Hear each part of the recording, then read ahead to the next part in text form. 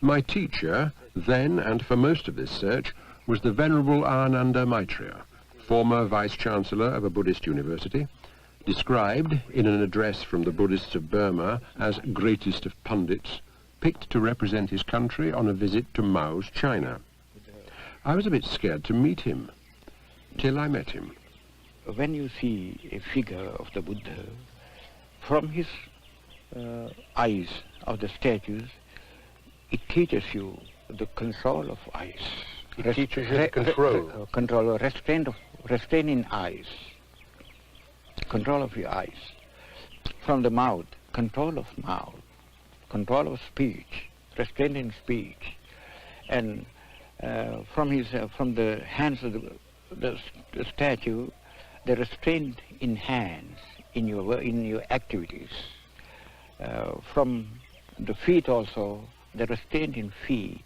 The whole body explains or expresses the restraint of whole body, the control of our body.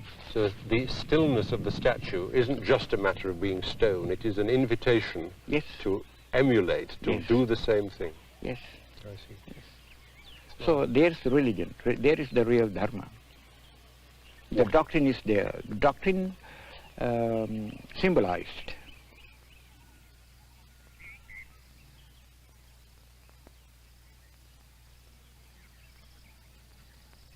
Ananda Maitreya lives in deliberate simplicity about 10 miles from Colombo. When I asked him what he thought his greatest weakness was, he said books. From his little house, he's planning a Buddhist study centre for interested foreigners. In the meantime, he writes and teaches and receives visitors.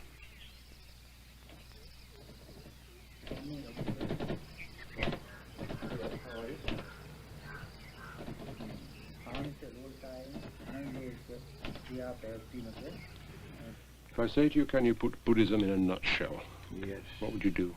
The Lord Buddha said, Sabba papasa akaranam, kusalasa upasampada, sachitta pariyodapanam, etang buddhana sasanam, which means, Sabba papasa akaranam, to shun all evils, kusalasa upasampada, to do good, sachitta pariyodapanam, purification of your mind, etang buddhana sasanam. This is the teaching of all the Buddhas. Yes. Not easy. Well, easy, very easy if you understand it. Getting the impression that a Buddhist is almost looking through a spyglass, which is his mind, is almost seeing the whole world and everything through this lens of the mind. Yes. So when you say purify the mind, is it the same as saying clean your lens? Clean your glasses? Well, it is somewhat like that. Then you can see clearly. If you purify your mind, then you can see the nature as it is, as really it is, the world as it is. There is the realization. So you would call Buddhism a severely practical thing of seeing the world as it is, not seeing it painted gold or pink? No. You have to penetrate all the appearances.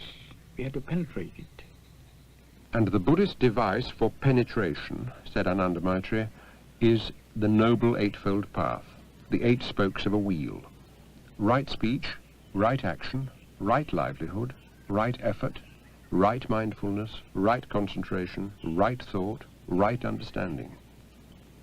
So, and he used the 8 spokes of his parasol to make the point, while we are tied to the cycle of birth and rebirth, we're on the perimeter. As we take the Noble Eightfold Path, we move, bit by bit, down the spokes to the still point at the center. No more birth, no more rebirth, nirvana.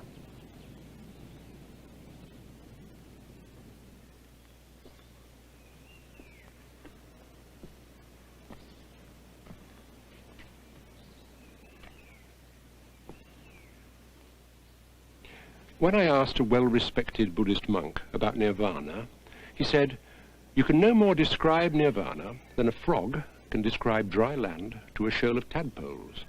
And he went on to elaborate. Even the cleverest tadpole, he said, can only ask questions about the element he lives in. And all the frog's answers are going to seem negative. No, dry land doesn't have fish. No, you can't float over it. No, fresh air is not like water.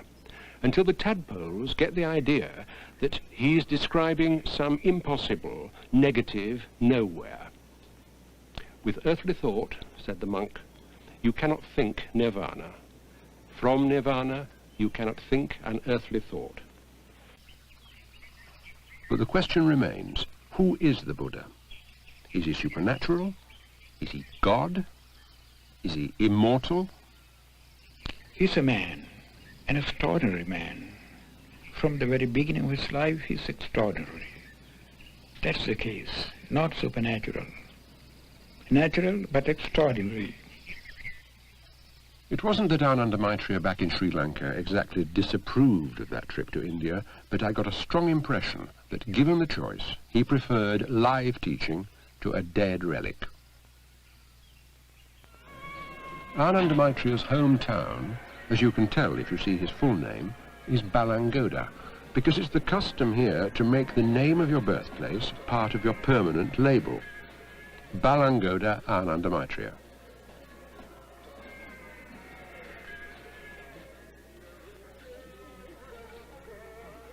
He took me to the local temple to see the monk in charge, a man in his 90s.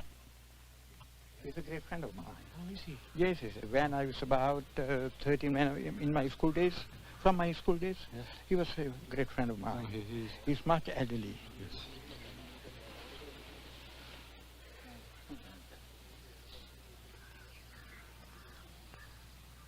Is he very much your senior? Yes, about 4 years. The seniority is calculated from the day that you are ordained. So it's our custom that we have to pay respect to our senior. If he's senior to me, even in 1 minute, I have to respect him. In this society, it's no bad thing to be old.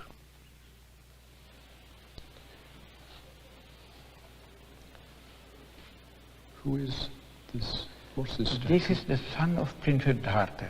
Son of the man who became the Buddha. Oh, yes. And here is the Buddha. Yes. And he's very tall. Yes. Why is he so big? Well, Buddha had 2 bodies, a spiritual body and physical body. The figure shows the nature of physical body. The appearance. Yes, in appearance. But the height shows the height of his virtues, infinite virtues. One thing about the temples we visited, they don't lead you to an altar. There's no holy of holies kept separate from the people, with God one side and you the other. Tableau by tableau, you're taken gently through a story, the life story of the Buddha.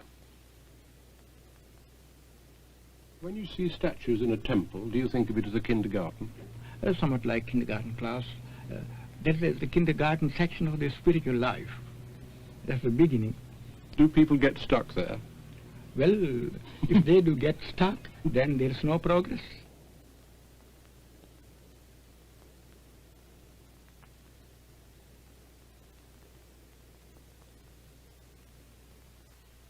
This is a fledgling relative of the Buddha with his parents. He's been a novice monk for 1 hour exactly. If, after 5, 10 or 50 years, he decides to disrobe, nobody's going to stop him. So the events of an hour ago weren't as final as they looked.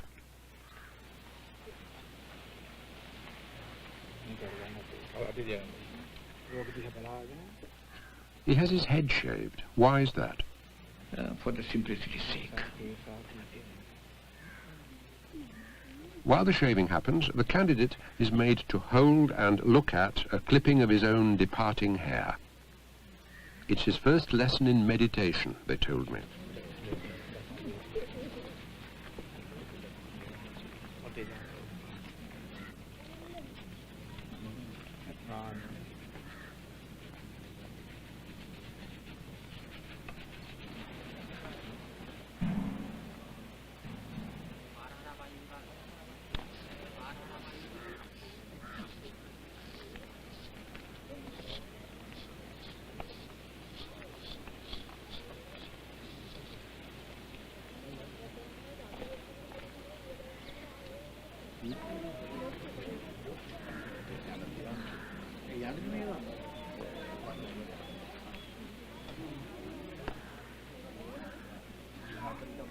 There was a nice informality about the style of the ceremony, but nothing haphazard about the timing. It happened at an hour and on a day that was astrologically exactly right. From Buddhist point of view, best astrological moment is when your mind is strong enough, full of self-confidence and energy. Nevertheless, the astrological calendar had been consulted.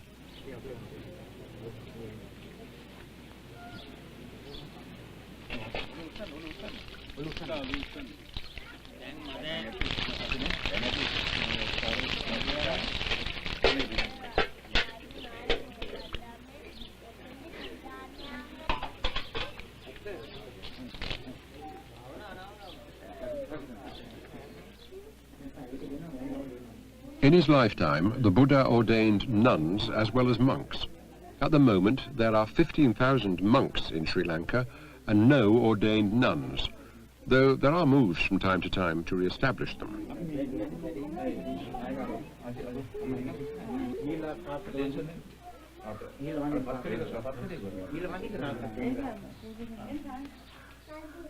This is the last time he'll pay respect to his parents as a layman.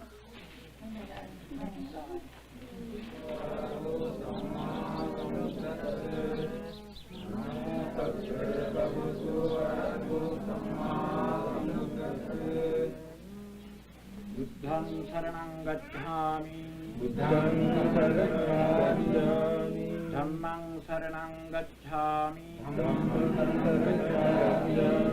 Sanghang saranang gacchami, Sanghang saranang gacchami. The ordination proper begins with the 3 refuges. I take the Buddha as my refuge, I take his teaching as my refuge, I take the community of his disciples as my refuge.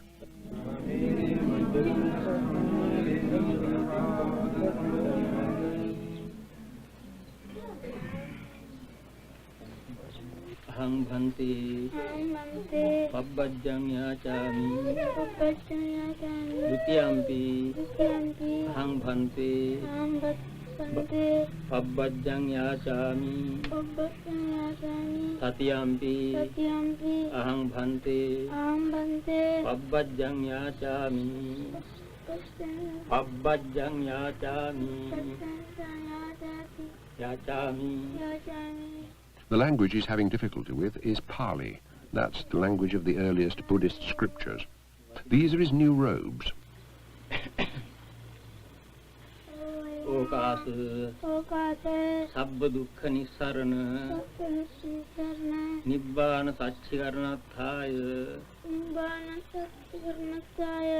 imang kasavang, gahitva,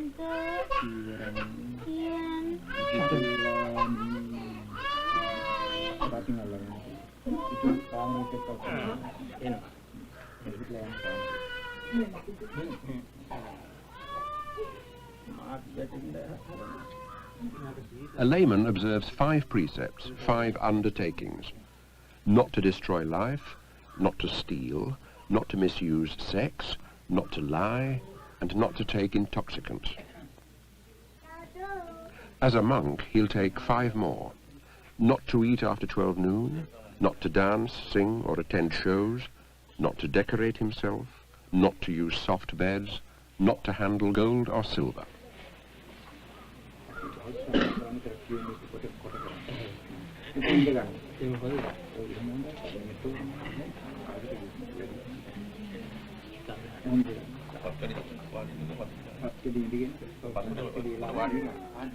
I asked Ananda Maitreya if ordination gave a man any special powers.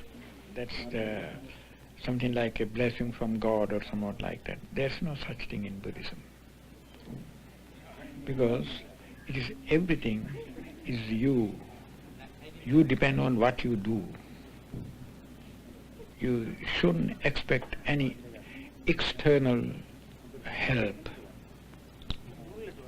from a spirit or from anybody for your own development.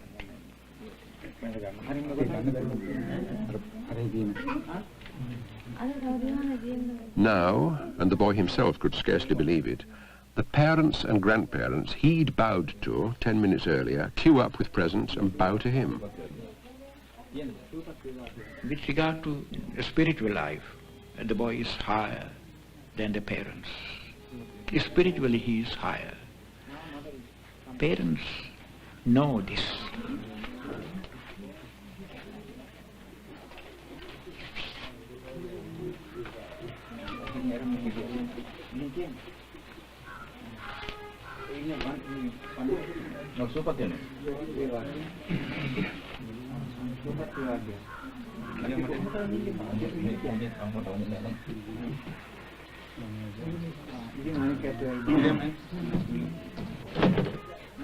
Other relative, grandmother and other.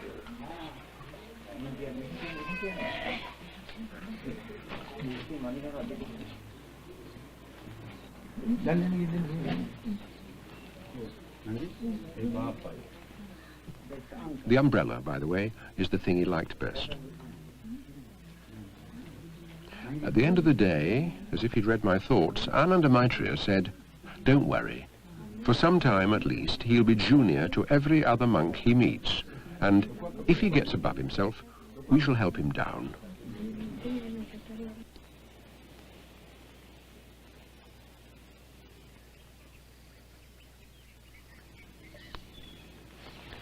A word you hear a great deal in talk with Buddhists is the word suffering. Being alive is suffering, dying is suffering, even being happy is suffering.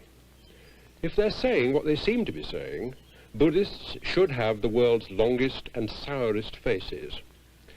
It was a relief to find out that the word you cling on to as you take your first steps in Buddhism isn't simple suffering. It's better translated as unsatisfactoriness, instability, uncertainty. Nothing ever stays the same. I'll try and put it to you as it was put to me. Here am I sitting comfortably in this chair. In an hour's time, I might still be quite comfortable. In 24 hours, I'd be in fair agony. In 24 years, I'd be a cripple, and in 240 years, I'd be bones, and the chair would be looking pretty seeded too. Even if you try to keep quite still and not change, change will still happen, and there's nothing anybody can do to stop it. So, if, like most people, you're a clinging man in a world which never stops changing, what do you cling to? Some would say God. Even the crowd at an English football match sings, "O thou that changest not, abide with me." But Buddhists don't accept the idea of one unchanging, almighty God. The problem, they say, is man's problem. And the Buddhist solution, as far as I can understand it, is you must cling to nothing because there's nothing anywhere solid enough to cling to. And if you can't cling, however much you want to, you're faced with one unthinkable, terrifying alternative. You've got to let go.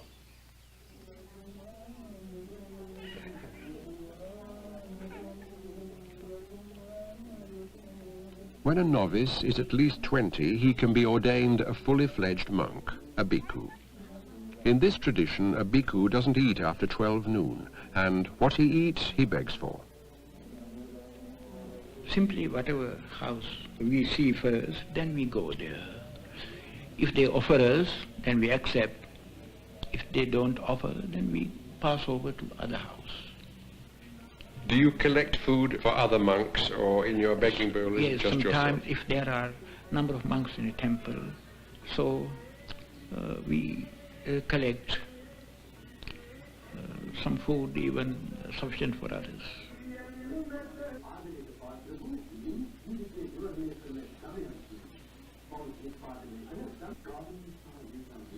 I asked the laymen, the food givers, why they did it. "Giving is the way to get inner wisdom," said one of them.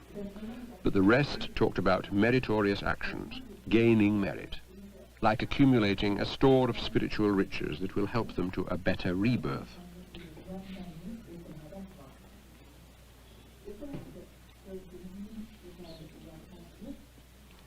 I found myself wondering if it was difficult to beg. No, because when we join the order, naturally, we have to give up our pride, because we know we live on others.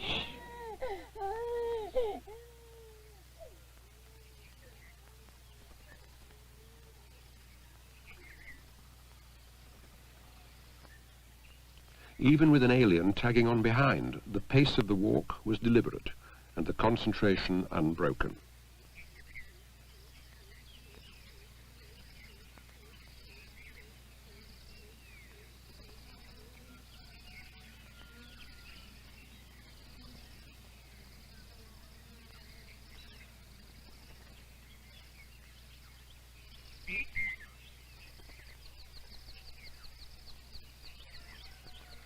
Take two monks. One sits and meditates, one goes out and serves society. Which is more praiseworthy? Well, that depends on motive. The motive. Oh, yes. According to his motive, either this or that person is praiseworthy. I suppose I wanted him to approve of the bhikkhu who bustled about doing good.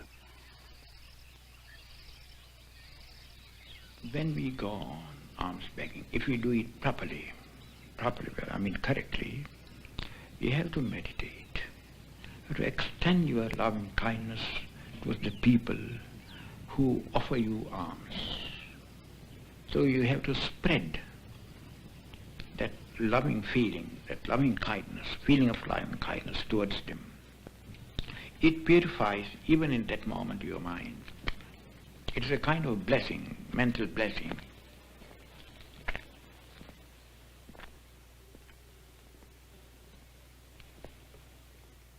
About the meditation on loving kindness, I believe that you begin it by concentrating on yourself and loving yourself. Yes. Self-love, I was brought up to believe, is an evil thing.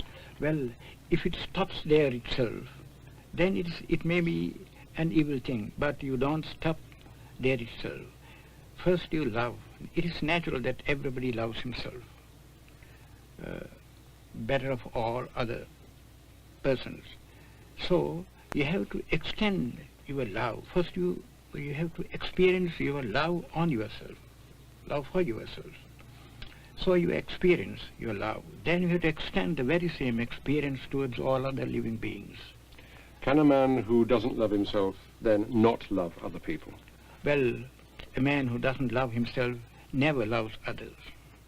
It is impossible.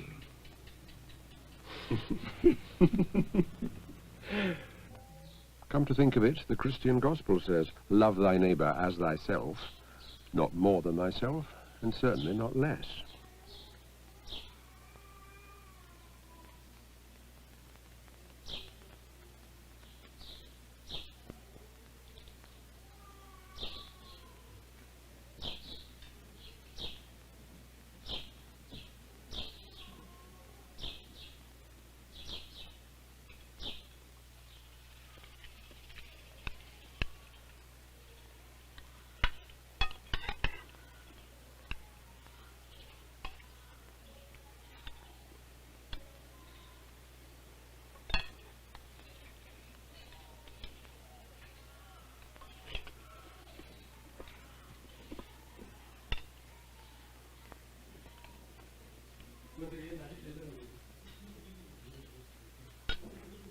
But am I right? The Buddha did require his bhikkhus to serve. Well, yes. For the benefit of the people, for the good of the people, for the welfare of the people. To teach and preach and help the people. So he sent out the first historical world mission.